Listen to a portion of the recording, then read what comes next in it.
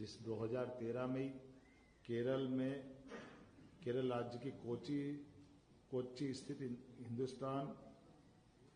ये कोच्चि के संस्थान में 10 टन यून कार्बाइड के समान कचरे का परिवहन कर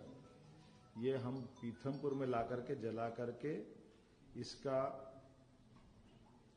एक बार परीक्षण किया गया था TSDF ट्रायल रन केंद्रीय प्रदूषण नियंत्रण बोर्ड की निगरानी में,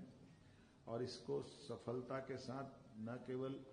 तत्कालीन समय जलाया बल्कि इसका परीक्षण की रिपोर्ट वैज्ञानिकों की उपस्थिति में पुनः सुप्रीम कोर्ट में भी प्रतिवेदन के साथ उपस्थित की गई थी।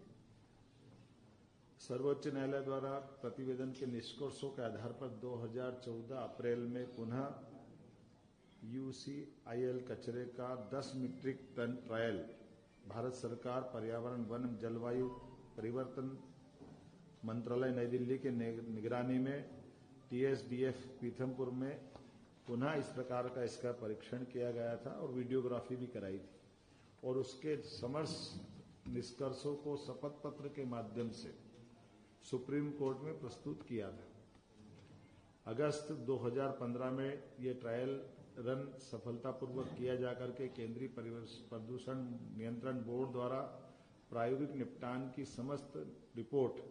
पुनः सुप्रीम कोर्ट में हमने प्रस्तुत की। इन समस्त रिपोर्ट में से स्पष्ट रूप से उभर कर सामने ये आया, इस कचरे के निपटान से वातावरण में कोई किसी प्रकार का नुकसान स्पष्ट नहीं हुआ है, और माननीय उच्चतम न्यायालय ने सभी रिपोर्ट के गहन परीक्षण के पश्चात ही आगे बढ़ने के लिए